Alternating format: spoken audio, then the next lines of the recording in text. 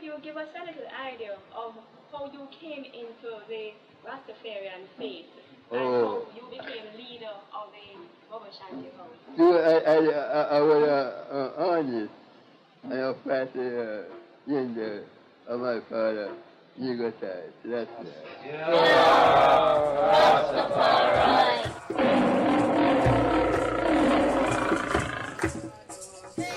Blessed love, welcome to the Black Christ Agenda, a celebration program prepared for the EABIC. For Emmanuel, Rastafari. Our host, the Honorable leading priest, Honorable Priest Isaac. Look for me in a world when there's a storm. Look for me all around you. For a dark place, I can come back with countless millions of black men and women who are dead. Blessed love. We do give thanks to the life-giver and the keeper of life, Emperor High Selassie I. We're thankful for this Ethiopia Africa Black International Congress Church of True Divine Salvation. We give thanks for such a Congress that stands above all organization, governmental, stands parliamental, churchical, statical, and sabbatical. We also recognize and glorify our worthy founder, leader, and president, our God and King in flesh, the Right Honorable King Emmanuel Charles Edwards. And the principles of this organization, the Congress, the EABIC, is to land every man and woman under their own vine and fig tree. So now we echo the words of the Right Honorable Marcus Messiah Garvey, Africa for the Africans, those at home, those abroad. I welcome you to the Black Christ Agenda, Heart of Celebration, as this agenda, the Black Christ thereof, has been created for the 1st of March celebration. The Black Christ Agenda is a program that goes directly into the celebration order of the EABIC. So as it is the 1st of March, we are celebrating the 59th anniversary of the Ethiopia Africa Black International Congress, Church of Salvation. We are also celebrating again the 1st of March, the Battle of Adawa, Menelik II, Ras Mokenen, Empress Taitu on the battlefield with her soldiers in 1896, destroyed Italy, destroyed Rome, destroyed General Crispy, and Pius XI, Papal of Rome, and destroyed the dragon who invaded Ethiopia in its quest to colonialize Ethiopia. So we're thankful for such a day as today, and glorify as we enter into such as the Amenta, if you understand the science and the underworld at the time of now, as we speak of 40 days and 40 nights in the wild, but yet 40 days and 40 nights still undefiled. So we give thanks as the resurrection will be drawing nigh. So it's a blessed love to each and every one, and in this episode of the Black Christ Agenda, as I said, we are celebrating the Battle of Adawa. We are celebrating the 59th anniversary of the Congress, and we are celebrating as well as we go into that holy solemnity, as we go into that holy rest, as we go into the 40 days and the 40 nights into the wild. Now, who is the Honorable Prince Emmanuel Charles Edwards? And the reason why I decided to entitle my address for this celebration as such is to go into some, what you may say, historical aspects of the Honorable King Emmanuel Charles Edwards. Nothing to debate about, nothing to dismiss, just the raw truth. For example,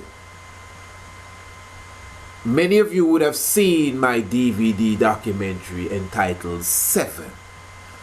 If you have not seen my DVD documentary entitled 7, I would invite you to take a look at my DVD documentary entitled 7. It is right on my YouTube page, the YouTube channel, Priest Isaac YouTube channel. And it's in 2 parts, part 1 and part 2. Make sure you see both parts. And approximately 2.5 hours long. And just as the title, says, the divinity. So what I do, I take my time to break down history, archaeology, anthropology, science, religion, theology, astronomy, many different aspects of the different sciences, and point them to Ethiopia, and point them to Marcus Garvey, and point them to High Selassie. I point them directly to the Honorable King Emmanuel Charles Edwards. So I would advise, if you have not seen this documentary, believe me, because I would not want to try to break it down here, I would advise that you take time and watch the documentary 7, maybe after you have observed this documentary, or this presentation I should say, this evening, as we go into who is the Honorable King Emmanuel Charles Edwards. I would just like to, before we go into any sort of reasoning, read from a letter written by the Honorable King Emmanuel Charles Edwards. This is headed, "The Conquering Lion Shall Break Every Chain." And you would see our emblems, and the red, black and green, and the red, gold and green, black 5-point star, R, and the lion symbol, victory of good over evil. And it's dated the 9th of November 1992. Now please listen. It says here, "I, the Most Right Honorable King Emmanuel Charles Edwards, and my Congress, the Ethiopia Africa Black International Congress, formerly headquartered at 54B Spanish Town Road, Kingston, Jamaica, now headquartered at 10 miles Bull Bay, St. Andrew, Jamaica, of which I am president and founder, has been registered in the United Nations since 1967. During the time of Secretary General Utan, the first conference that the United Nations held in Jamaica was at Myrtle Bank Hotel in 1967. This conference was held by the United Nations Division of Human Rights under the director, Mr. Mark Scriber. During that time, I made an appointment to see Mr. Scriber.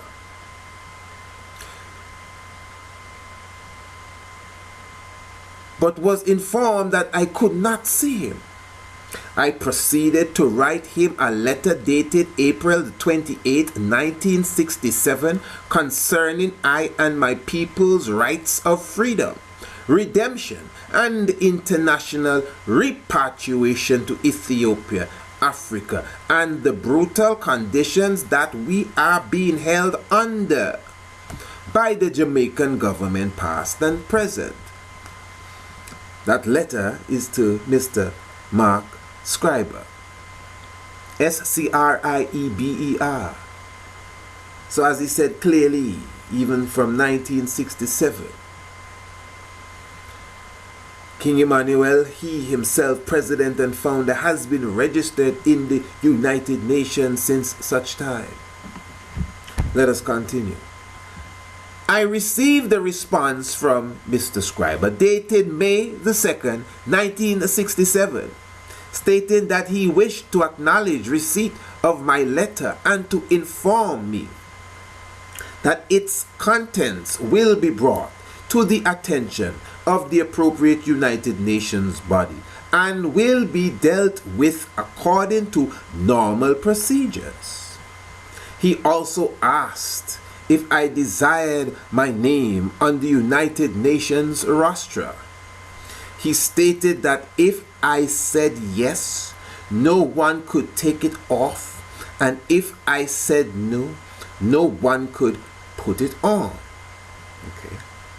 I responded to him that he should do so because I want a deliverance for my people. He concluded by saying that when he returned to New York, I would receive a response. I followed through with 2 letters to the New York office dated November 3rd and 4th, 1967. In 1968, I received a letter dated April 15th over the signature of Mr. G.N. Siketo, Human Rights Officer, Division of Human Rights, acknowledging receipt of my letters and informing me that a copy of my first communication was transmitted to the government of Jamaica in accordance with Resolution 728F of the Economic and Social Council. Again, it was in 1968 I received a letter dated April 15th over the signature Mr. G.N. Siketo, Human Rights Officer, Division of Human Rights. Continue. At the time of my first communication with the United Nations, the Honorable Hugh Shearer was the Jamaican ambassador to such body. The Prime Minister of Jamaica at that time was Donald Sangster, who had taken over from Alexander Bustamante because of illness. In 1968, Hugh Shearer became Prime Minister after the death of Sangster. It was during the reign of the Honorable Hugh Shearer that the United Nations sent the letter aforementioned to the Jamaican government, which called for them to fulfill the right of I and my people, the black suffering masses, of freedom, redemption, and international repatriation through Article 10 of the United Nations Universal Declaration of Human Rights, which has not been done up to this day.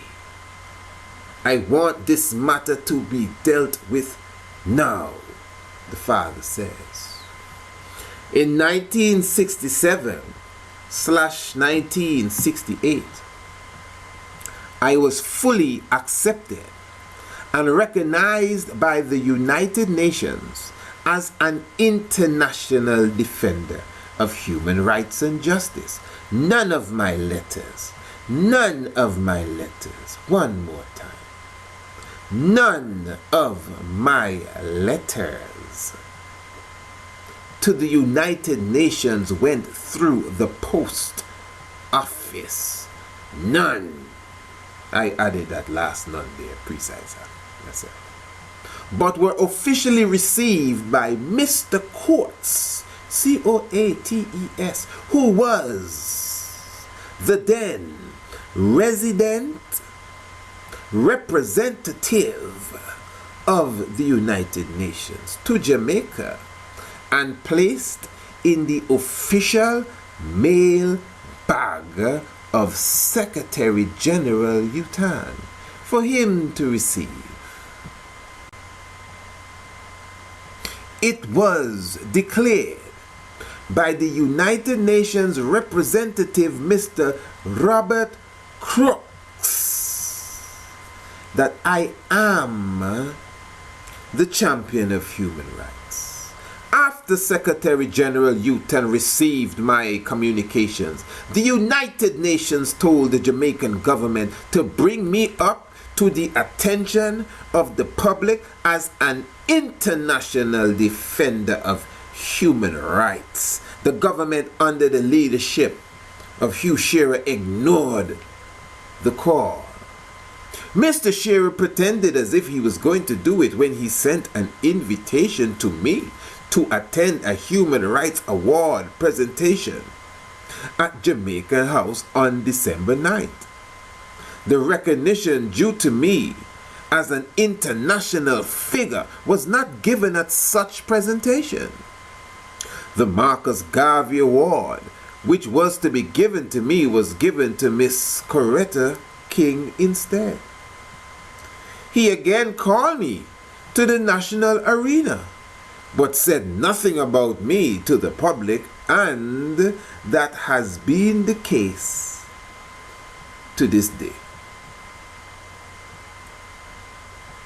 Okay, there's a bit more. You know, sometimes we say, go on, continue. There's some more, you know, but I basically read such key points. Let me just read a bit more here. So the Jamaican government still continued to sabotage my rights by breaking off my international communication with the United Nations head office in New York at the time when our brothers of the Organization of African Unity requested that I, Prince Edwards, now King Emmanuel, be brought forth to work out the necessary details concerning the international repatriation of the black African slave children in the West. Prince Emmanuel, the Organization of African Unity, the United Nations. Hold on. Read, priest. When you're done read, you talk to them. Okay, my Lord.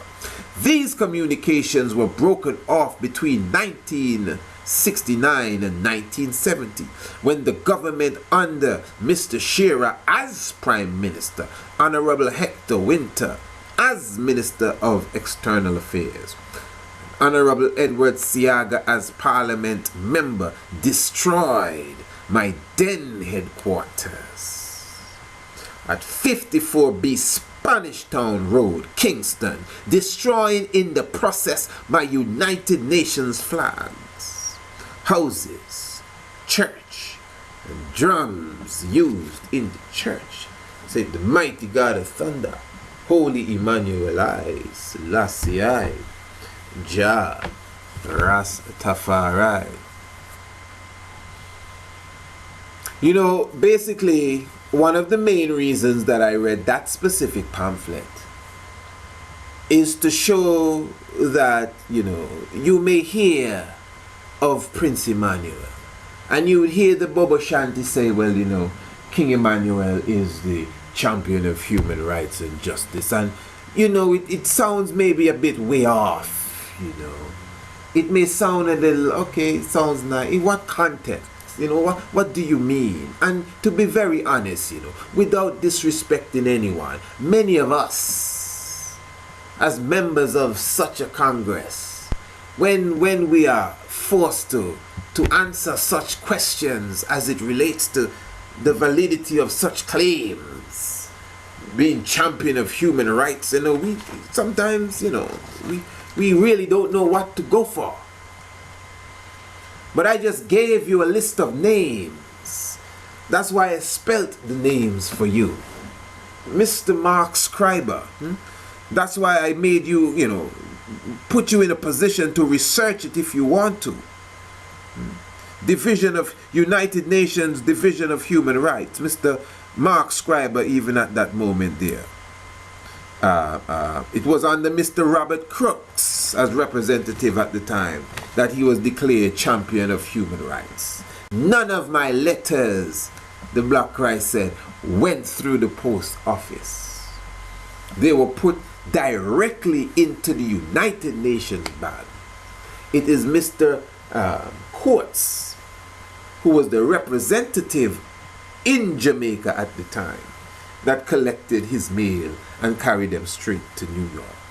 What's going on here? The Organization of African Unity calling for the man to be put up internationally, to be seen as a champion of human rights as well. And he clearly showed us what was going on in the Jamaican government at the time, to sabotage and keep down the work that he, the Honorable Prince Emmanuel Charles Edwards, was and is doing. Now, just that bit of history, that drop of history there, is like the noonday sun. When you understand now, it is not just about talk, like, freedom, redemption, and, the man fight for this and the man fight. We really need to comprehend, especially those of us that say we're Baba Shanti, the credentials of the Black Christ. Yeah, I know he's Moses. Yeah, I know he's Christ. Okay, I know he is Melchizedek. Give thanks, hallelujah. And I can speak to my own self too. Yeah, I know he's Heru. Yeah, I understand the Semenkari stuff. Well, many of you never got that one. Huh? Yeah, I know the serpent holder. I understand in the Shanti Diva science. Yes, okay. That's mystic talk.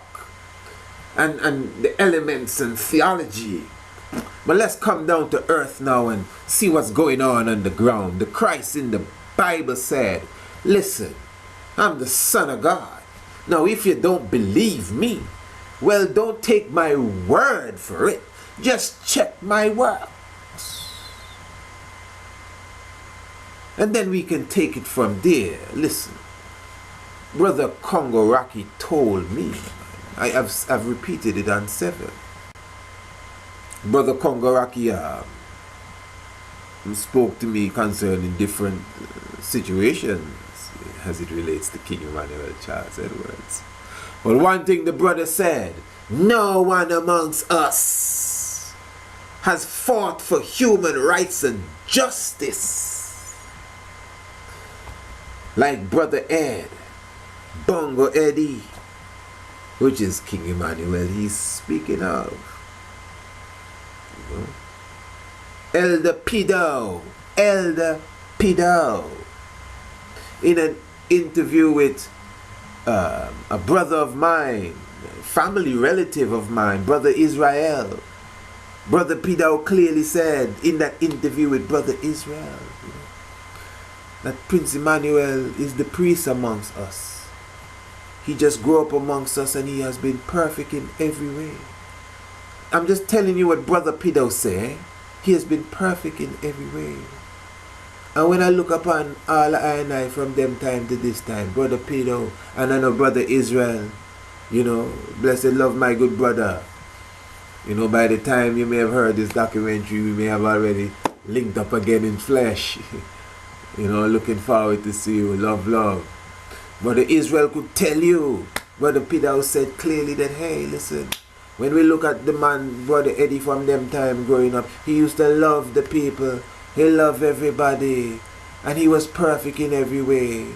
And when he used to be industrial, that's what he say. He used to be industrial. And, listen, and when the Jamaican government could not pay its workers, it was Prince Emmanuel that sent money to the same kept down sabotage government with a heart of love, of course, so that they could pay the poor people the wages that they promised. Elder Pido say that. So when you understand that science now, And again, what Congo Rocky said about nobody amongst them fight for human rights and justice like the Black Christ. He is the first Rastaman to write a letter to Buckingham Palace. Charles Edwards. Science. Charles Edwards. I mean, come on. We haven't taken the time to sit down and check the science. Charles and Edward. I'm not asking. I know what's going on here. You may just have to wait for a documentary and that alone, but them is deep, esoteric messages being passed there. Charles Edwards. But what I'm saying, the first Rastaman to address Her Majesty the Queen of Windsor and showing her again the whole aspect of what's going on here. The slave children, freedom, redemption, and international repatriation. So I'm just showing you all of this to bring light to what has been read. That the connection that the black man had, the Rastaman, the ancient elder, Bobo Shanti, Prince Emmanuel, keeping up with the United Nations is not no fairy tale or some hearsay talk. It is as real can be. So this is why now, come on, hold on.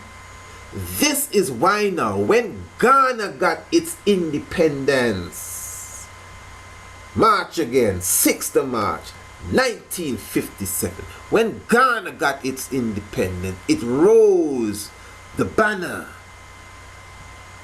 And I'm going to dare say, and you may be patriotic Ghanaian and disagree, it's up to you. Ghana rose King Emmanuel Charles Edwards' banner. Remember what I said, since the 1940s we moving here. And of course, the Congress evolving to what it is now. And even what I read to you, listen to me, even what I read to you a moment ago, no letter goes out without the official letterhead. And on the letterhead is the banners of right. Red, black and green, red, gold and green, the red upstand. Gold, then the green. 5-point star, R and lion symbol. And if you understand the science of the banners in Bull Bay, Jamaica, Bobo Hill in the ancient times, 80s, 90s, there are videos on the YouTube you can see where you have myriads of banners, different types of red, gold and green banners. You have red, gold and green banners with 3 black 5-point stars. You have red, gold and green banners with just 7 black 5-point star. No line, no R, nothing on it. You can see they're there. The documents are there. I'm not making it up. And some of you ancient ones that have, trod in such time know exactly what I'm talking about. Banners all around the camp, but red, gold and green. The official banner, black 5-point star, R and lion symbol. But there are different variations that you have seen. That King Emmanuel himself, look over and see, as I said, red, gold and green, and 3 stars, 7 stars, because we deal with certain specific number. Ghana rose the red, gold and green with the black 5-point star. That's the point. Ghana rose the red, gold and green with the black 5-point star. In his speech, Kwame Nkrumah clearly showed us that the independence that is being received here is very symbolic of that of Jamaica and Barbados. And remember, this is not just by chance. You may say, okay, Ghana, Ghana, come on. You're going to try to tell me this Rastaman in Jamaica here. This Rastaman is, where's the 54B Spanish Town Road? The ghetto, the slums, Bacawal. Boy, chat about it. Go ahead. You know, you're going to tell me that this Rastaman here, because he have some flag flying and, knocking some Nyabingi and, praising Selassie I, you're going to tell me, after all the hard work that Kwame Nkrumah and all those of the rebellion put into this, to topple the British government and granting independence to the West African country of Ghana and raising that new flag, you're going to give credit now to Rastaman in Jamaica there for the flag that Ghana have? Are you crazy? What's wrong with you? Where you really come from? Hold on, which Rastaman? The same the same Rastaman that said none of his letters went through no post office? The same Rastaman that said when he wrote Mark Scriber, he got back a response from Mr. G.N. Sakato that said, we have a Rasta and it's up to you if you want your name to go on it and nobody can take it off. That same Rastaman. Okay, I think I get it. But hold on, you get the point here. Not the same Rastaman that Mr. Robert Crooks, Representative Human Rights Division, stated was the champion of human rights. That Rastaman you're talking about? Okay, wait, you're talking too fast. Remember, this is the same Rastaman, man. That the Organization of African Unity, obviously, of which Ghana is a part of, in links with the United Nations, said, listen, to the Jamaican government, this Rastaman need to be risen up in the eyes of the public as an international figure. This is the Rastaman, the first Rastaman to write the same Queen in England. And I'm saying to you, all the writing to the Queen of England and to the Queen of Switzerland and Sweden and whoever run in France and anywhere else in the world, these letters went out with the letterhead, which is the same banner that Ghana rose.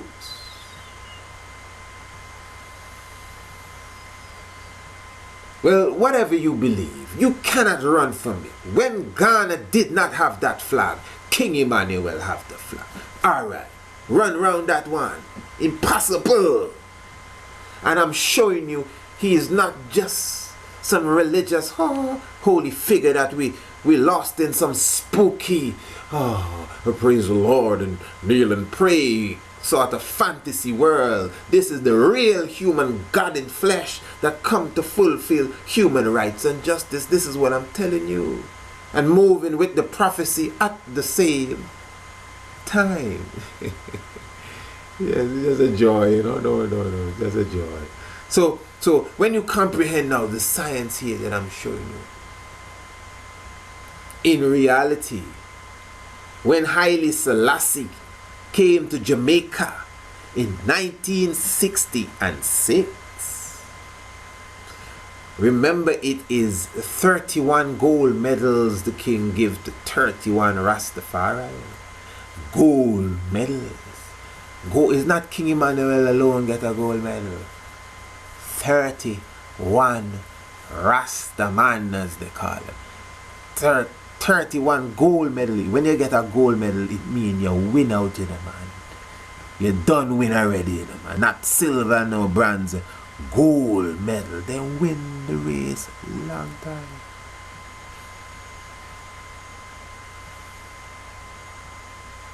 Give thanks, for Lenten time and period. But it was King Emmanuel Charles Edwards that was the first to greet the emperor. And there have been diplomatic letters also from the Ethiopian government as it relates to this man and what he has been agitating for. King Emmanuel write the Ethiopian government too. So this is not no play school affair. This is real revolution. Real Rastafari. Rastafari is not just New Testament and St. Paul said. This is reality now. So those of us that take up this order of Baba Shanti, this ain't no religion. Rasta become religion when we make it religion. This is our culture, and this is our livity. Obviously, it has a strong theological base, but I ain't no religion. You understand? And as far as the strong theological base, because we must understand, what we're dealing with here, as I said, is just reality and the truth. So, even in the Master of Ceremonies, and let me stick on the documentary 7, many of you would know that there is a link that I've made with Osiris or Asar and High Selassie I. Many ones don't like the link, and nobody can disprove what I said. It's very clear, very simple. We all know Osiris was born in Ethiopia. And even before we go there, Osiris represents God as such God, the Most.Rt in flesh as such. Science, it's secret science. We're dealing with the mystery system now, the esoteric levels. As I said, I know a lot of ones do not really go for this kind of things. And since we are dealing directly on the Black Christ agenda, I'm going to be very clear here before I get to Osiris. Let me say something I think I should on this specific platform. I never forget, the very first time I went to our beloved foundation, and talking about 2000. And at that time, I was already into what you see me into here. So I could have already mapped the heavens, the sky. And I never forget I went to Bubba Hill with the sky chart. I never forgot this. And I already understood the science of the zodiac belt. I don't get that long time.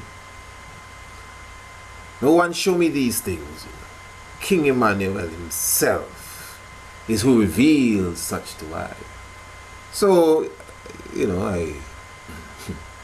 I attempted to you're young and you have a lot of zeal, I attempted to show those who may not know what I've discovered.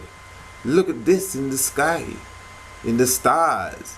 The Trinity is in the stars. I could prove this, And Orion, the Orion constellation in the stars. And I must say, most ones that, I spoke to concerning that, and I didn't speak to too many. After I got the trend, I said, let me just put this away. And when I get back where I come from, I'll get back to that stuff there. But most ones really, to be honest, no disrespect to anyone, please, believe me, it's just a full heart of love. I'm just showing you what happened.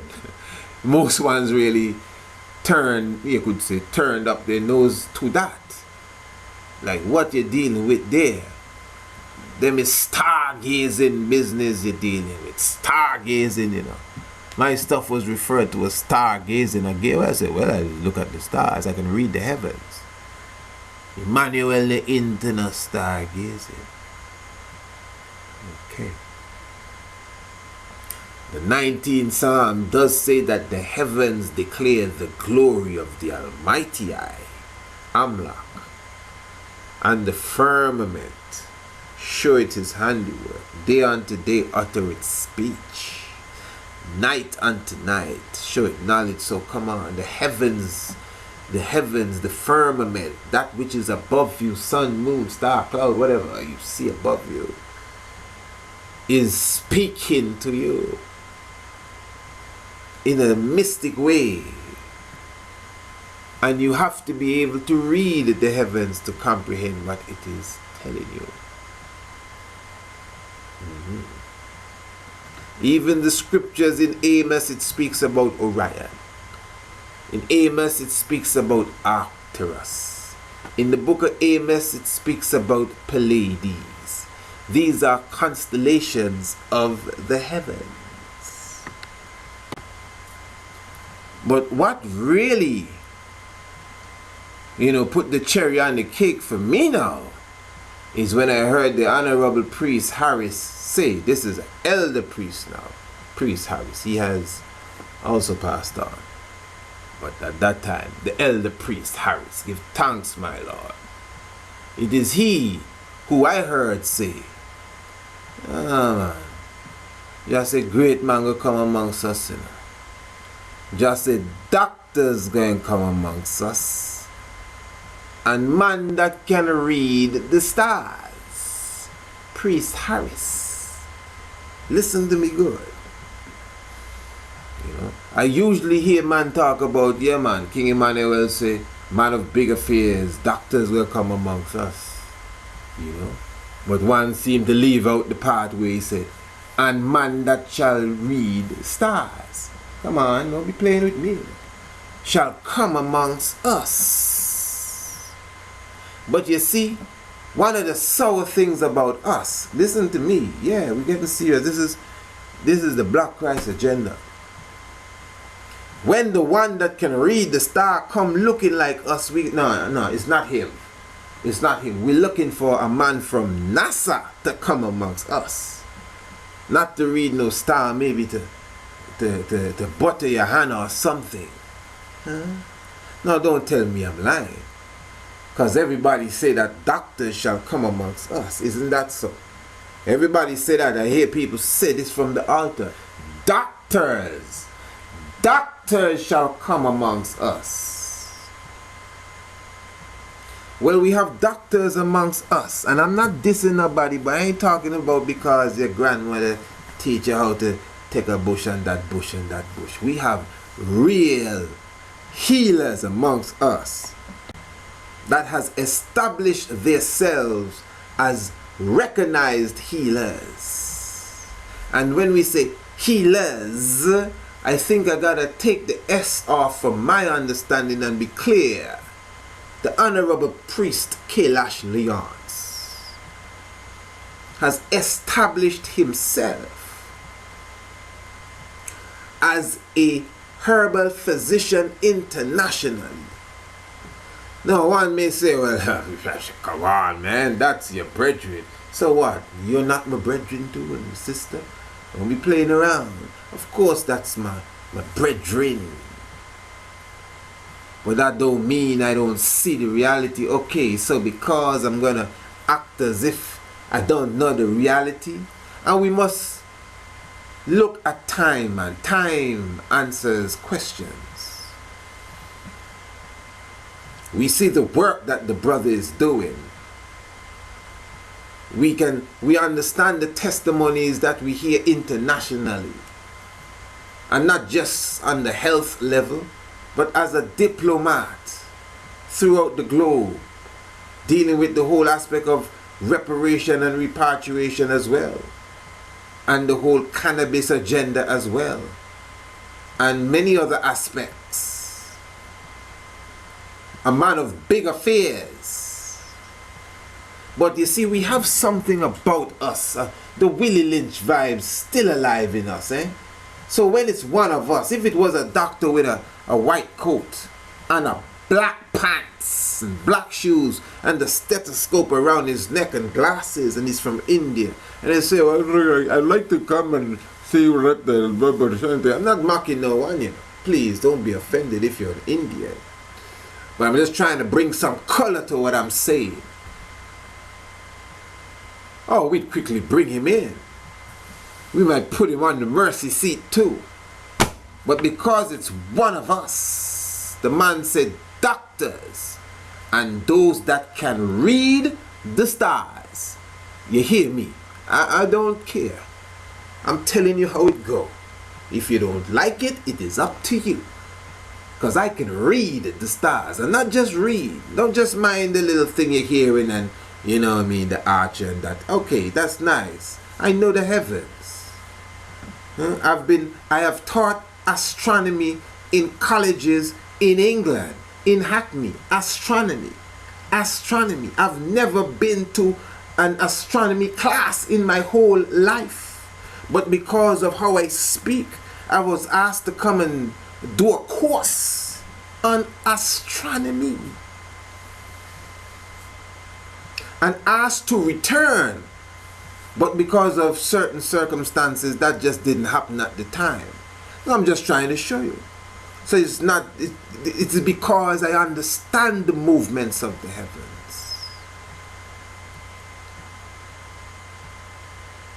and could read it as such. Read it, really read it, man. I study that. So then I could see, but listen, look at that story. That's the whole Black Christ story there in the heavens. So there are those of us that can read the heavens, man.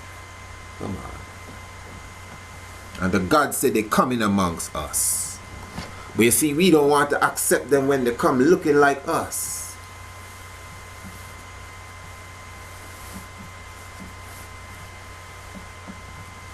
So again, Osiris is Haile Selassie. Oh, that's just his thing. I don't mind you say that's my thing. But when this really comes out and the world understands this, I hope you're still saying this is my thing. Because I know, oh well, you know, that's our philosophy. We know these things from a long time ago. Yeah. It's such a joy, heart of celebration to one and all, you know. Holy Emmanuel, I Selassie I, RASTAFARI, blessed love, give thanks. Remember, in the Master of Ceremonies, we clearly explained that it's 72 individuals that came to the coronation of Osiris. 72 individuals that came to the coronation of Haile Selassie. I mean, come on, hundreds of thousands and maybe millions of people were there. But it was 72 nations that were represented there, because the science of the 72 times the beating of the heart, between 70 and 72, science. That's life. The movement of the sun, 1 degree every 72 years, science and life. The sperm of the man, 72 days to fully mature, the science again of life, you know. So the 72 that came to Osiris's banquet is a mathematical science that has been placed into that allegory. And that allegory became flesh, human, in Haile Selassie. For the same 72 came before him. And even before that, remember again, Osiris is born in Ethiopia. Remember that, and that is even where the philosophy comes from, not from Egypt, you know. And remember that at the age of 13, he became a man. Just as the Christ in the Bible, when he was fully 12. All these allegories became life, as the Dejmak-Tafari, young Leech Tafari, became the Dejmak-Tafari, and began his governorship of different provinces, Sidamon and Gore, and different provinces, even before Hara. At the age of 13, became a man. His father passed, all of these different things. We understand the science when it says that Osiris was cut into the 14 pieces. Some rendition speaks of 16 pieces. And he was thrown into the river. And he was in the underworld for 5 years. Exactly 5 years. We know of this. 5 years. Haile Selassie I, when Italy invaded in 1936. Keep in mind, you know, that it is in 1930 he was crowned emperor.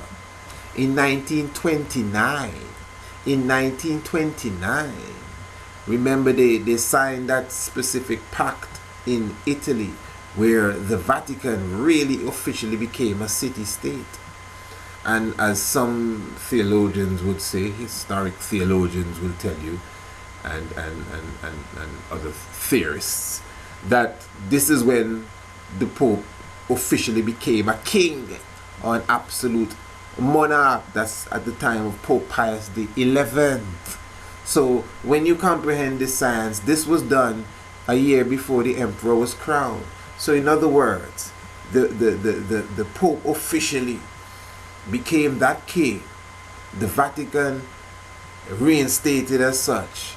As the headline said, wounds, ancient old wounds have been healed, you know, and many ones will tell you this is the prophecy being fulfilled. Because remember, when you understand this science here, you know, Vatican is a city-state.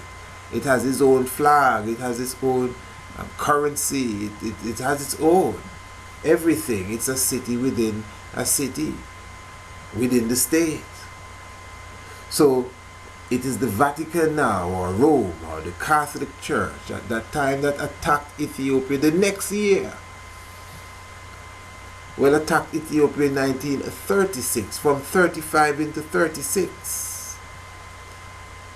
And of course, when you look at the science now, it was in 1936 on the 5th of May that Haile Selassie I left Ethiopia. And he came back and took the throne on the 5th of May, 1941. That was exactly 5 years to the very, very day. And May is the 5th month, and the 5th day, the 5th of May, the 5th day of the 5th month. Exactly 5 years. So when it says Christ bore 5 bleeding wounds for the sins of his people as such, you need to understand this. Because you must keep in mind again, it wasn't just Africa. The whole world was colonialized. Every country that was not Europe was run by Europe. Ethiopia alone on the globe was not colonialized. And Italy tried today, 1896, and failed. And they came again in 1935. And in 1936, the emperor left Ethiopia and went to appear before Geneva on the 30th of June. And on the 30th of June, he spoke to the League of Nations at the time. He's the only head of state to have addressed that body. And he spoke to them in Amharic, a language that was not a part of the protocol. The protocol languages, French, English, Spanish, and this kind of stuff. And the emperor began in French and clearly showed them that he will speak in his language, so he can say what he has to say clearly. And they began to boo and this and that and that. And he clearly just humbly stood there and watched them. After they calmed down, he went into his speech. And we have heard of the speech where he clearly showed them, today it's me, but tomorrow it's going to be you. And he showed them that this match that is struck in Ethiopia shall burn throughout Europe, really. You know, and the emperor clearly showed them that the help and the assistance that the 52 nations were supposed to offer to Ethiopia months ago is not coming. And there were rules. Article 16 says that if one nation or member of the League of Nations attacks another member, then the whole bunch of members were supposed to cut themselves off from the individual that attacked, which in that case was Italy, and they did not cut themselves off. They actually voted on it and voted on it and voted on it, and all this time Ethiopians are being bombed and killed and killed and bombed and killed. But after the speech of the emperor, things changed, and Europe began fighting each other in a nutshell. World War II began. In fact, the official beginning of World War II, according to them, began when Ethiopia already came out of the war, because Haile Selassie I again returned in 1941. On the same day he came off the throne is the same day he went back on the throne. Now listen to me.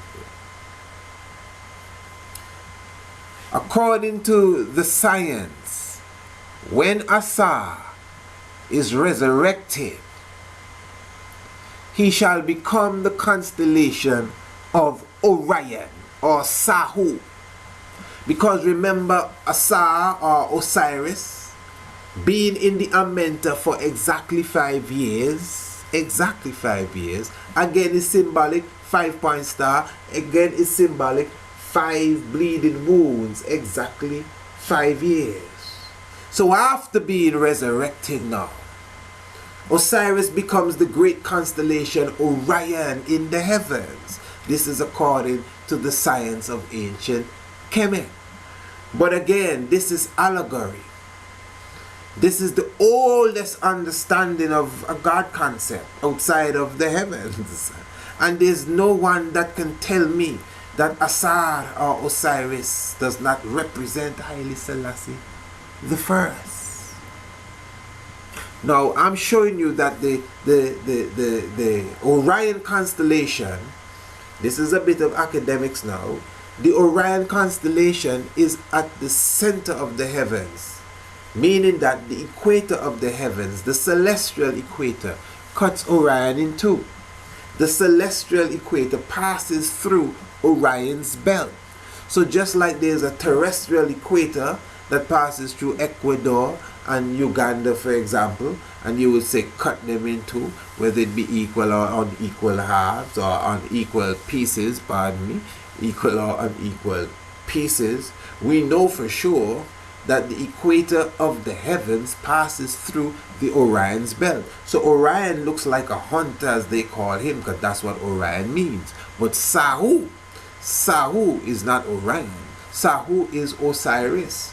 So Sahu now stands with his sword in one hand and his shield in the other hand, and again his magnificent, most famous, well, Orion's belt. The equator passes through that. So as you could see, you could say cut in two. Now the mystic behind of that is that when Osiris or Asar ascends and become Orion or Sahu, it is said that he shall be the Lord of both sides of the heavens. That's why he is referred to as Orion N, ruler of the north and south now. Orion N, then Orion N and S. Orion, ruler of north and south. Because Orion, ruler of north and south now, is like when the Bible says he has 1 foot on water and 1 foot on land. Now listen to me, please listen to me. When Haile Selassie now addressed the United Nations in 1963, when? In 1963. What happened here? He became the only head of state to have addressed both League of Nations and the United Nations. And you must understand, in a symbolic way, both League of Nations and the United Nations are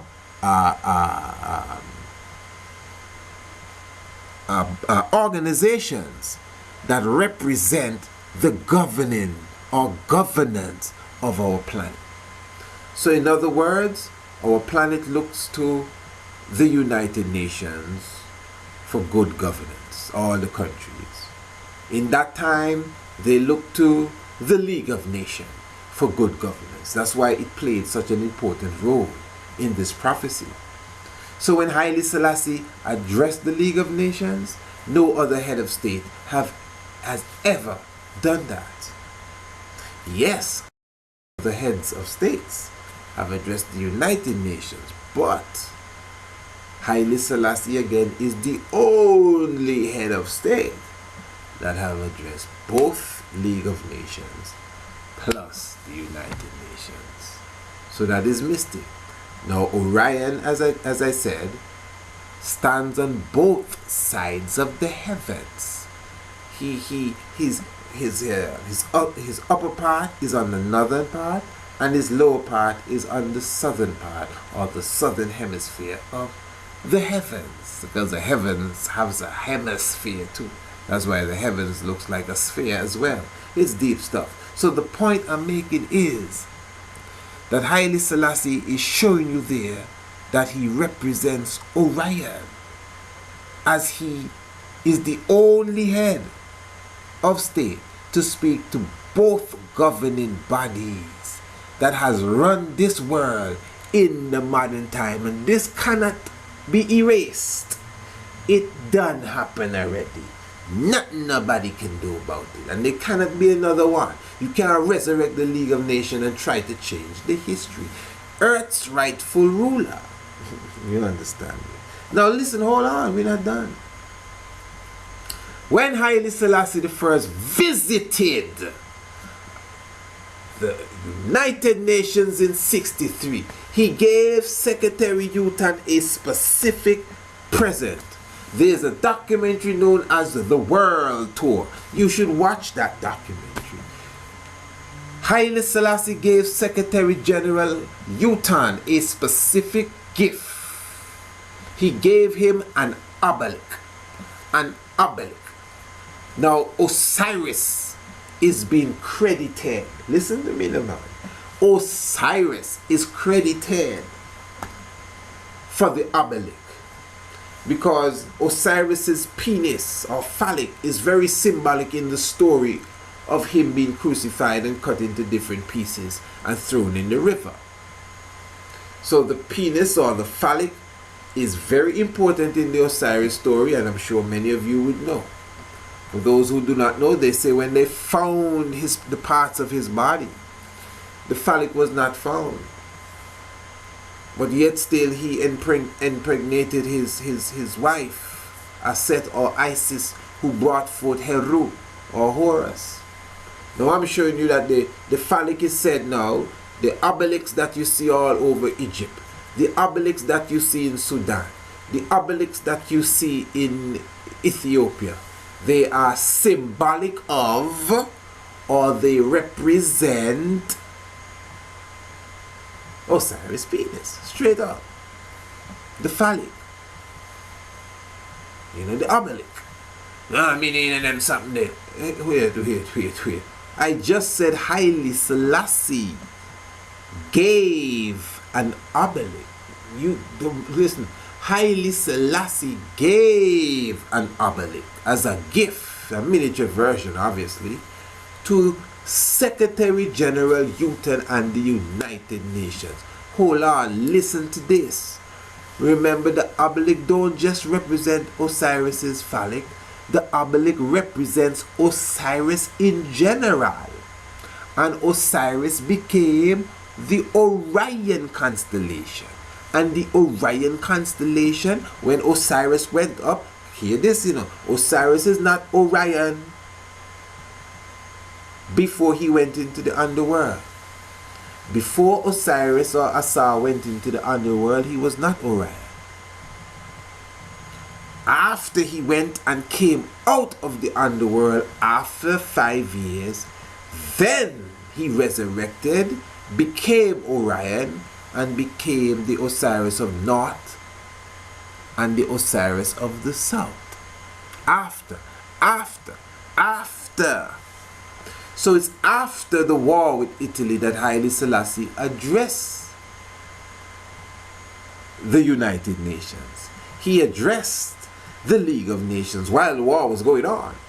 But after the war was won and he came out of that amenta, then he went and addressed now the newly formed United Nations. And at that address, he gave them Osiris's symbol. He gave them the symbol of the obelisk, which represents Osiris's resurrection. And I'm showing you that Osiris is Haile Selassie. That's why I showed you the 72 that came and bowed before Osiris, the 72 that came and bowed before Haile Selassie. I'm showing you he born in Ethiopia, became a man at the age of 13. I'm showing you he went into the underworld for exactly 5 years. And when Osiris resurrected, he had 5-point stars with him. Osiris had 5-point stars. The 5 bleeding wounds, again, as King Emmanuel teaches us that it represents, because that is what Haile Selassie bore for us, 5 bleeding wounds. If you read his autobiography part 2, you'll understand what he went through in exile. It was really a crucifixion and carrying the cross, not just for us, but for the whole world. That's why all of them could get independence after Ethiopia secured its independence in 1941. Not just Ghana, not just Togo, not just Ivory Coast, Japan, China, India, all of them secured their independence after Ethiopia broke through, you know, and came to the heights. We all know only Haiti specifically was a free country on the land, and Liberia is a different story altogether. But the point I'm making for us to understand that Haile Selassie brought the obelisk to the UN at a perfect time. The timing was perfect, because he now is going to speak now as the head of state to the United Nations. And this would fulfill this prophecy now. He already spoke to the League of Nations years ago. Now it's time to speak to the United Nations now. 1 foot in water, 1 foot in land. Osiris resurrecting and becoming Orion. The obelisk symbolic of his resurrection, and Haile Selassie brought an obelisk to the United Nations when he was going to give the speech. I'm telling you, please don't be offended. There ain't nobody that can deny this science here. So I'm saying all of that, you know, to come right to King Emmanuel again.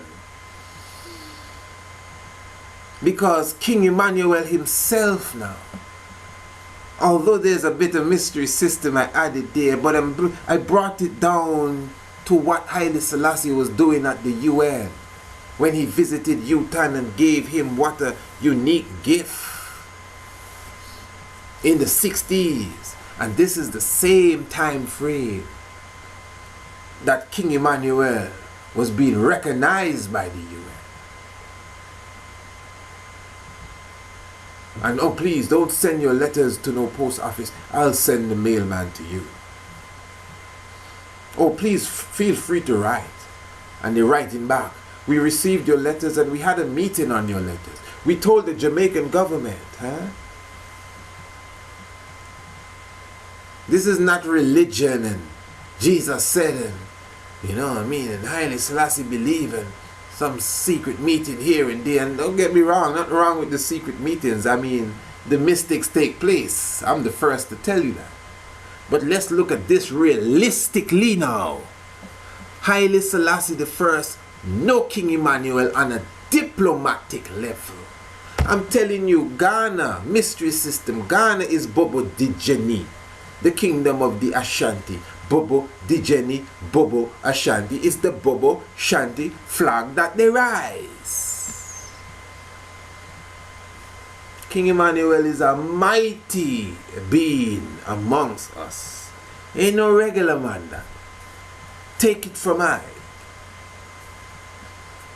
You know. So, even again 1966, at the coming of I.N.R.I to Jamaica, it's a highly diplomatic move.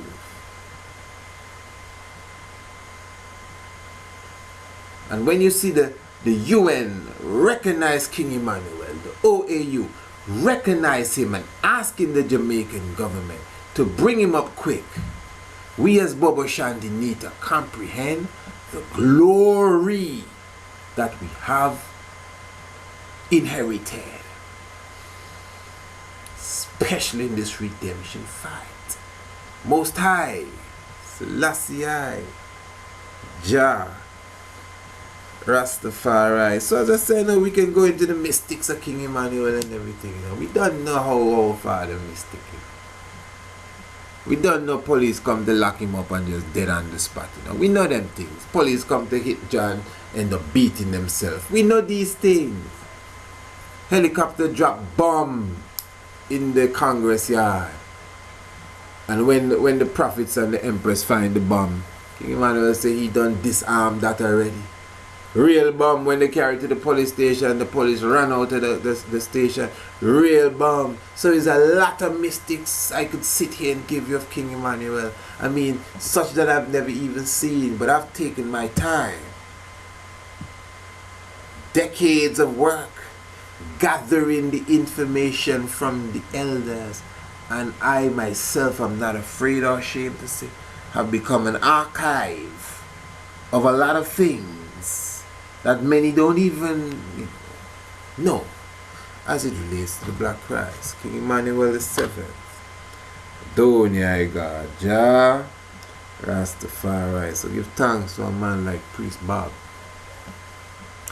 I must say I took a little more time than I wanted to do and to take on that. And give thanks again. But there's something I want to address before I seal up here tonight. There was an interview or a presentation, pardon me, that I was watching on Baba TV Every Time Fire. Let me just give a love to Brother Baba TV Every Time Fire, you know. You could check it out anytime. But there's a specific lecture on there entitled Rasta Resistance, Struggle, Rebellion Part 2 with Brother Garfield, and as well full heart of respect and love to Brother Garfield as well. Give thanks, my brother. And the lecture itself was approximately 1 hour and 30 minutes, or the presentation. And I listened to the presentation part 2. I don't seem to be able to find part 1 though. But anyway, I listened to part 2. And you know, I mean, I'm not no direct critic of anybody. I mean, I'm a human being, so I'm going to judge and can critique for myself. And you know, there are 1 or 2 things that I would say, well, I think that, you know, they were a bit off to me. But I wouldn't really do a video or even mention it in any video because somebody says something that, you know, I don't agree with or whatever the case is.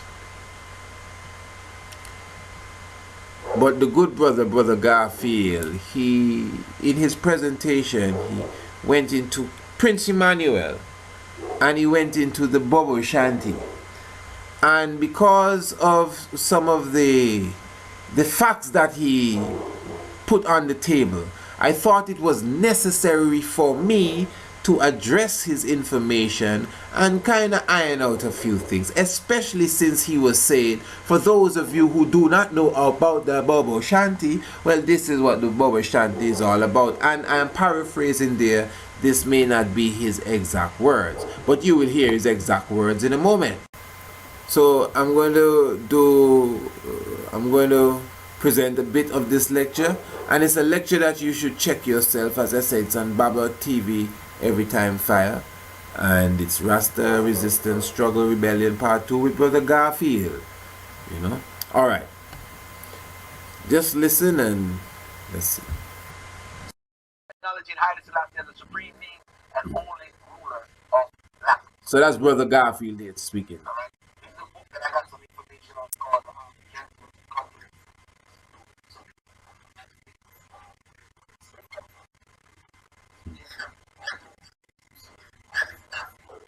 If you study his interactions with Marcus Garvey, a lot of people might not want to hear this, but it's not too tricky to what High Selassie thought of his darker people.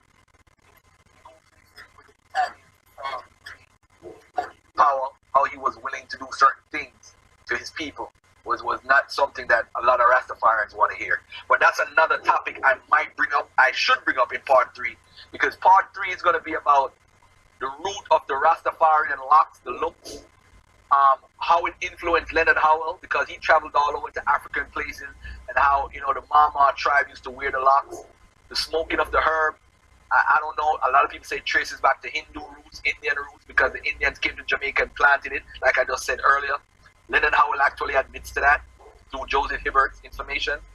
And, you know, so this is Prince Emmanuel I Selassie. You know, when you hear the Rastaman and say, "Hail, Prince Emmanuel I Selassie I, Jah, Rastafari." You know they're talking about this man right here. So this man carried on some of the stuff that Howell taught, right? The bubble drain. I'm going to get into it in a second, but I just got to give him a special shout out, special segment, because Prince Emmanuel Charles Edwards was born 1915, he died 1994, was a Jamaican Rastafari who founded the Bubble Shanti Order in 1958 in Bull Bay in Jamaica, and is held by that group to be a member of the Holy Trinity. Along with I.N.R.I, Selassie I, and Marcus Garvey, the triune positions of the Bubble Shanti Trinity are as follows. I.N.R.I. Selassie is regarded as the King of Kings and Prophet sent by God. Garvey is perceived to be a prophet and Emmanuel, a high priest, and he's also believed to be Melchizedek of the Bible. Alright. The group called the Bubba Dread show the most correlation with revivalism. However, they are dreadlocks but are different from the youth black faith and other mainstream groups. Most Bubba live together in a commune. They are organized like how Howell was and give rituals great importance. The Bubbas wear tightly wrapped turbans around their heads. So if you look at Prince Emmanuel right here, it's tightly wrapped. So you could tell different type of RASSES by how they look. The Bubba them have their way, the youth black faith have their way. The folks who followed Joseph Hibbert when they brought the Ethiopian to the church to Jamaica, they have their way. So different RASTAs have their different ways. Alright, just to make that clear. The Bubbas wear tightly wrapped turbans around their head and dress in black or white robes with sandals unusually. The Bubba respect other Rastafarian groups like the youth black faith, but aggressiveness is alien to them, and they do their best to get along with surrounding communities. They live in a small utopian society 9 miles east of Kingston in Bull Bay. The Bubba calls their community the city on a hill. Our man would have said, Bubba Hill.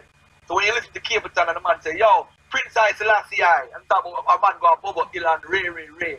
This is what they're talking about. The view of the sea is beautiful from their commune, and buildings are painted red, green, and gold. They're squatters on their land. Their leader, Prince Emmanuel, became the central figure in the Bubba Dread movement in the 1950s by setting up his camp in Akiwak. People that joined him there were so inspired that after a week, marched to Victoria Park, where they planted a red, gold, and green flag. The Bubbles remained at Akiwak until 1968, when they were bulldozed out. They were forced to 3 different places before finally settling Bull Bay. These are some of the things that they go through as a Bubba Dread, Bubba Shanty. All male Bubbas are called prophets or priests because they believe Prince Emmanuel to be their God. Prophets are the ones that have reason, and priests are the ones to conduct services or move around the altar. There's also a guard, keepers of the stores, the cooks, the managers of the Delco plant, and the controller who purchases supplies for the community in the Bubba commune. The women are subordinate to men. Now, you'll notice now that the brother repeats this comment. Yes, the women are subordinate to men. All right, I'm just telling you. They greet everyone by bowing with the right hand, touching the left breast, and saying, "Blessed, my Lord, blessed." Now, that for sure. I mean, a lot of what he said there, I have no problem with it. To be honest, you maybe say, so what's wrong with saying? Okay, he says here, they greet everyone by bowing with the right hand, touching the left breast, and saying, "Blessed, my Lord." All right, now for sure, anyone that knows Bubba Shanty knows when Bubba Shanty bless, they bless with their left hand. They do not bless with their right hand. You go and be trying to bless with your right hand and your bubble. Anyone within the order of Bubba Shanty will tell you, "No, my Lord, no, sister, no, Empress, you. It's your left hand you use, and you put it on your heart and you bless." Yeah, and I don't use right hand. When you see a man do that, it looks so strange. So without any great research, believe me, once you are even acquainted with Bubba Shanty, you know what I'm saying. Without any great research, they greet everyone by bowing with the right hand. Now, I don't know if it's a typographical error. I don't think so. You may say, okay, left hand, right hand. You know, what's the difference? Well, first of all, it's a big difference because it's the left hand. There's a reason why. We all understand the spiritual side of the body and the different vibration on the left side and how it connects to the heart. So, you know, we know there's a difference and there's an importance. Okay. So let us agree that this specific statement is not correct. No need to go around it. We don't have to go to court for this. This statement is incorrect. They greet everyone by bowing with the right hand. It's incorrect. That's all. No, don't feel no way. It's incorrect. And the statement prior to that about the woman being subordinate to the man, that as well. And listen to this, that as well, we done find something incorrect here. That as well is incorrect. Listen. They also substitute the same thing sometimes for goodbye or excuse me. At sunrise, noon, and sunset, each bubble prays facing east towards Jamaica and their king. Each bubble prays east towards Jamaica. Well, I know they're in Jamaica. I would assume that one is a typographical error. Fair enough, and they came. Females in the bubble society are beneath all males in status and rights regardless of age. Women are required to cover their legs and arms. Their lives strictly consist of looking after the children and performing other domestic duties. Now, okay, I'm just going to highlight a few things then, because I want you to keep the points. Females in the bubble society are beneath all males in status and rights regardless of age. I mean, come on. Not you, Brother Garfield. Well, you too, Doctor, you reading it. But to write such, to stress regardless of it, because all of this is lies in it, man. I'm telling you straight. This is lies. I'm coming to this. Women are required to cover their legs and arms. I cover my legs and arms, Rasta. Required? I'm delighted to cover my legs and arms. And to be honest, I don't think we're required. It's our order. And many sisters don't even cover their legs and arms fully. I'm just telling you. Nobody's throwing them out. But it's our order. It's a delight. It's no servitude or no serfdom. Their lives strictly consist of looking after the children and performing other domestic duties. Strictly. This is strictly what the woman life consists of. The woman also have to go into, matter of fact, let me hear the brother, let me make him read. Women also have to go into menstrual recluse when they are menstruating, as I mentioned earlier. A woman is allowed to serve guests, but never bubble males. The males cook and serve. Women are allowed only to cook for themselves. Okay.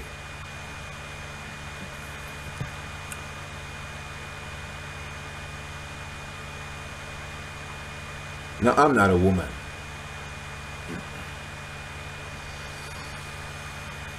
And there's a need for a bit of silence here.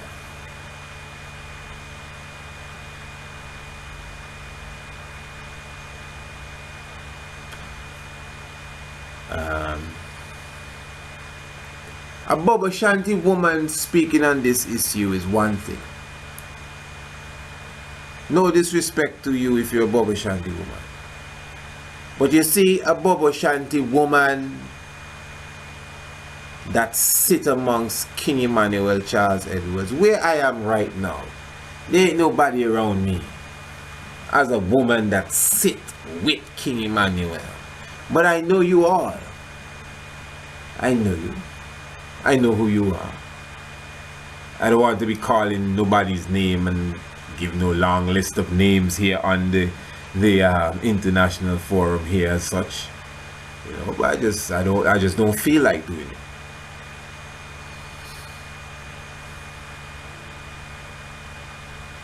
So that means I'm trying to show you that we have empresses amongst us that can come and give you testimonies. They would cry for you, Brother Garfield. Brother Garfield, hear me.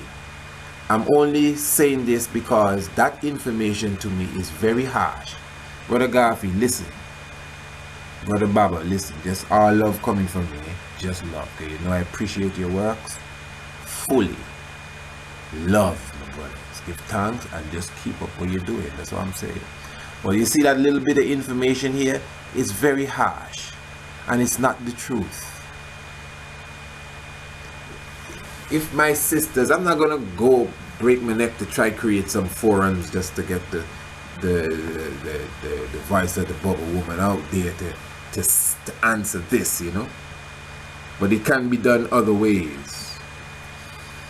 But the woman themselves, the Bubba Shanti woman, the empresses that sit with King Emmanuel will tell you that they were made ambassadors international ambassadors. Our father, Prince Emmanuel, make the woman international ambassador.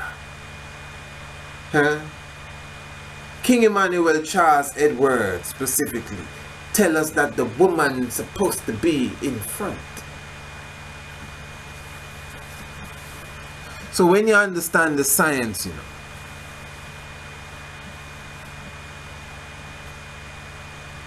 an ambassador, because it says here the woman the woman has no specific duties. Their lives strictly consist of looking after children and performing other domestic duties. When we have the royal woman going and as PROs and presenting themselves to the media houses as representatives of the Congress. To say that the male cooks and serves and the woman are not allowed to cook, are only allowed to cook for themselves, that is not true. That is not true. I mean, I know empresses that give me the history and story, and you know, the woman themselves cook for King Emmanuel Charles Edwards. Yes, I would agree. In the kitchen duty, the universal kitchen as we call it, it is set for 7 chefs, males, man, 7. And even Prince Emmanuel himself in his palace has his own personal chef. And the woman them would still prepare for the youth. But come on, that mad mentality as if the man can't eat from the woman. There's nothing like that. There's nothing like that. And there are cases of the woman cooking for King Emmanuel as well. There's nothing like that. We don't know of what is being said here. This is just somebody who may have passed through the courts one day and just went home and concoct their own strange thought, and you, my wife's brother, just regurgitating the crap that they're saying. Huh? I think you continue to say it. Interesting. A bubble can be sexually active with his wife 12 out of the 28 days, and for the other 16 days she must hide away from other men. No, come on, my brother, come on. Don't be mentioning this kind of foolishness. No, this is another thing. This is when women go to the sick house where other women tend to her domestic chores and take care of her needs. Sick house. Okay. Now you see, I wouldn't go and break down the science of what the author, whoever the author here is, trying to insinuate. Alright. Now I remember the first time I read this, because I mean I've read this. I mentioned Barry Chavins earlier as well in the book Rastafari, and I respect the brother Barry Chavins a lot as a historian, but whoever wrote this, Barry Chavins, don't make a difference. Whoever penned this here don't know what they're talking about. A bubble can be sexually active with his wife 12 days of 28 and the other 16. I mean, come on, that's makeup thing number one, and that's not what it's all about at all. That's so far off the track. You know, when you maybe try and do an interview with one person and they say some little thing and whatever, you go home in the middle of the night and try to concoct a little story to make it sound strange. A bubble can be sexually active with his wife 12 out of 28 days. Yes, I'm not going into no details, but there's a period when the woman goes through her menstrual cycle and a certain level of seclusion does take place. Hear me out now, man. Please listen to me. Them things lock them Rasta man lock woman away. Would you listen? Now them same woman that you say get locked away, they could tell you what it's all about. They tell you when their time is up to come out of house. It's not called no sick house. It's called house. They don't even want to come out sometimes. I mean, they want to come out and taste the salvation. But you see, you need to understand the science here. Although I'm not going to give you no time frame. But the reality is, when a woman is going through that menstrual cycle, it doesn't have nothing to do with her being sick and that she's filthy and get her away, we can't this and that and all the other. No, it's a cleansing time and it's a spiritual time. And yes, listen to me. And yes, when she goes through that, there are other sisters in there ready to attend to her. Yes, she can just lay down and relax and meditate. Her meals would be prepared and brought for her and everything. You are correct. You know. And when that period is past now, you must understand that the woman do work together and create a government even within that government now, working towards the woman liberation, woman freedom liberation league. So when you understand, you see, we are a mighty kingdom. So what's wrong with that? As a woman, you know sometimes how much type of pain you're in when your menstrual cycle is on you. I'm not saying you're supposed to go through that pain, you know, because when you eat properly, it's not the same. Sometimes you're not even aware you're going through it. But sometimes, even if you're not going through that sort of pain and you're on the ground screaming and all of that stuff, you still have this bloated feeling and uneasy feeling, uncomfortable feeling, miserable feeling. No, you're supposed to be relaxing. King Emmanuel order is perfect. So all of this sexual activities 12 times or 12 days out of 24, and sick house, and woman subordinate, woman can't cook for man, woman don't have no duties, all of that is lies. Blessing with your right hand, that's a lie too, you know. Turning to Jamaica to the east, that don't make no sense at all. So I'm just trying to say that we got to be careful when we speak, especially when we're speaking about others. When we're speaking about our own stuff, well, it's up to you if you want to make a mistake about your own stuff. But when you're highlighting other people's things, and then you're going to go as far as to say, well, for those who don't know about the bubble, this is what the bubble is about. Come on, you'd scare anybody away. Women in the bubble community are thought to be unclean for 3 months after they give birth to their babies, and only a nurse attends to them at this time. That's not so, my brother. That's just for people who don't know about the bubble shanty and where it come from. Prince Emmanuel is looked upon in the Rastafari movement and one of the main inspirations, one of the main people that inspire people to get into the Rasta movement. If you look on Capleton and certain bubble, you know it's where them come from, just by listening to the music.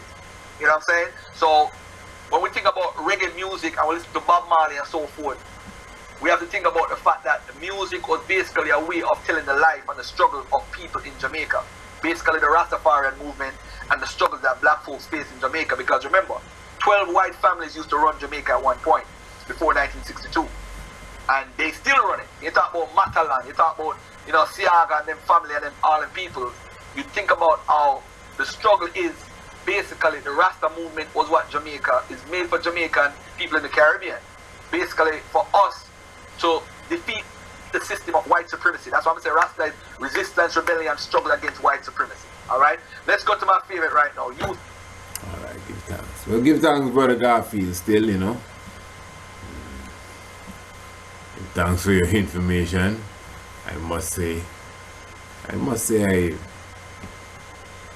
had to really highlight that, especially not really anything against you, brother. But for the benefits of those, because that's just wrong, That's really wrong. That's wrong, it's off. And there's certain aspects of it that's really disgusting, really, So it didn't go down well with me, and I am you know, thinking of those that have to listen to it. So I found it a bit off, you know, a little bitter taste in my mouth, and I thought it was necessary for me to highlight it. Holy Emmanuel, I, Selassie I, Rastafari. So do give thanks, family, you know. As I said, the Black Christ agenda. every celebration we're coming through, we'll be coming again for the 23rd and the 25th of March as we celebrate the woman, said we, especially the woman we're celebrating at that time, you know. So that would be a Mystic Black Christ agenda coming to you, and I'm very thankful for all those who partook of such and took the time to listen to us. Heart of Celebration, Battle of Ottawa, Congress Celebration. Remember, we're looking forward to an upward resurrection as we enter into the Aventa, my favorite time of the year, Lent. Holy Emmanuel, I, Selassie I, RASTAFARI. Freedom, redemption, international repatriation. No one knows. Africa for the African. Those at home and not abroad. Born and unborn. Personalized Ethiopian Congress. Moving on. That international Congress. Moving on. From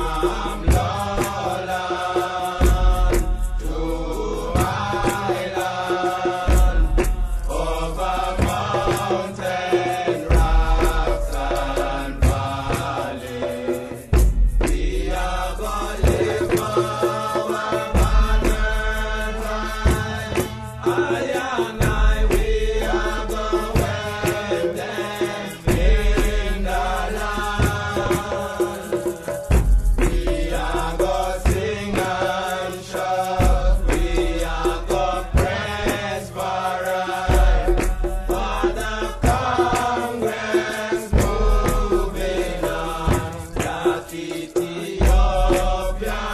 Congress moving on.